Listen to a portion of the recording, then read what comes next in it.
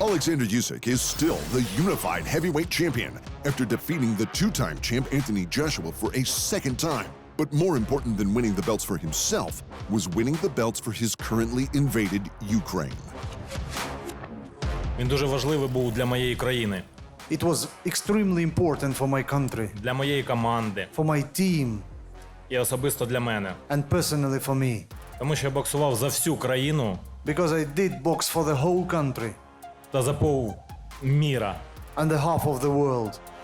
It was destined to be one of the biggest fights in years. Usyk, the former undisputed cruiserweight champion, easily outboxed Joshua for 12 rounds in their first encounter to take the belts. AJ was forced to change it up, so he sought out new trainers to help push him further than he's ever been, because the rematch meant everything to him. Must win. Nah, I like the pressure. It's been tough.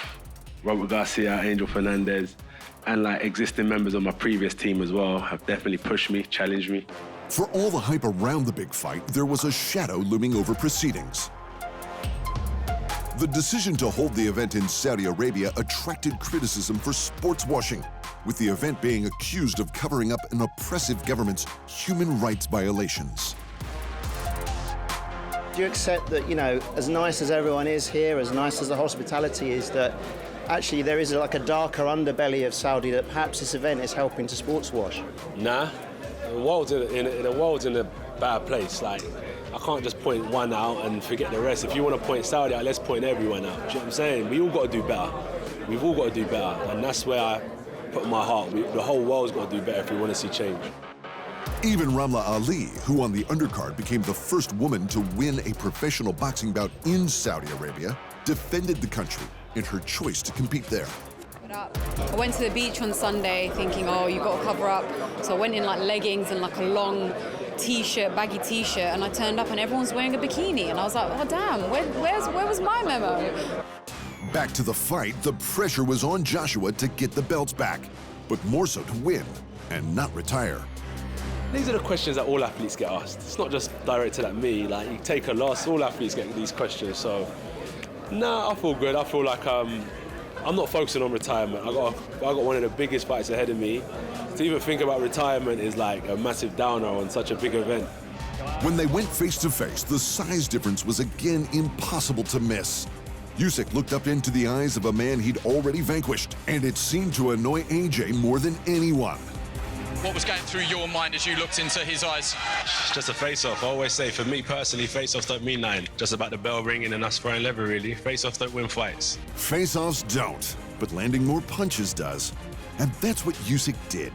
AJ scored with cleaner power shots and wobbled Usyk, which clearly caught the attention of one judge, but the Ukrainian fired back with combinations almost every time for the split decision.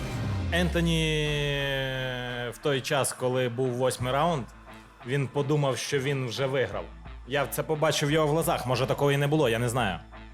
I'm not sure whether I'm right or not, but I saw in round number 8, I saw in AJ's eyes that he was feeling victorious already.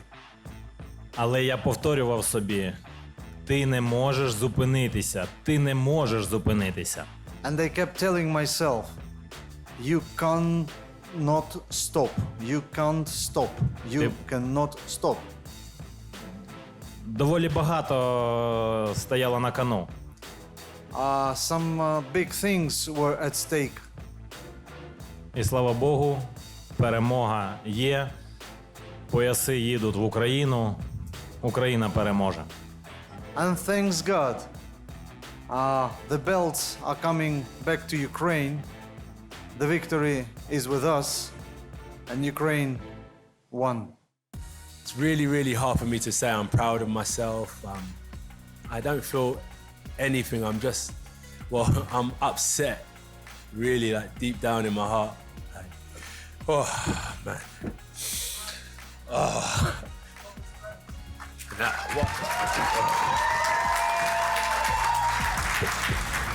AJ was visibly distraught after the third loss of his career, going so far as to pick up 2 of Usyk's belts and drop them on the floor before storming out of the ring.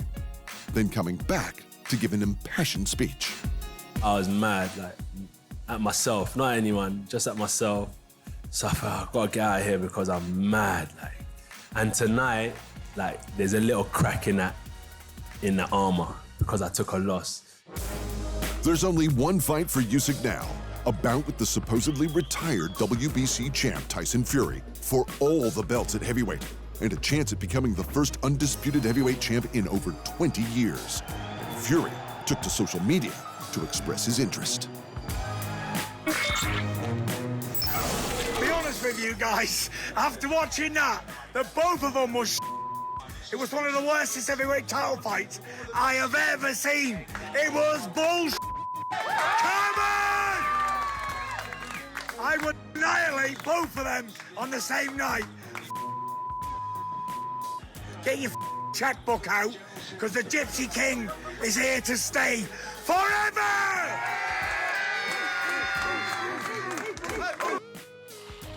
В нього то йому сниться кожен день. That's what he's dreaming every day. Поб'є. Знаєте, що він поб'є? Дупу він свою поб'є.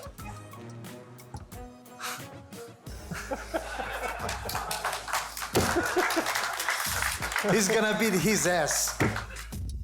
In other championship results, Alberto Puello took a split decision over Batir Akhmedov to win a vacant junior welterweight title. Hector Garcia outworked Roger Gutierrez for a junior lightweight title.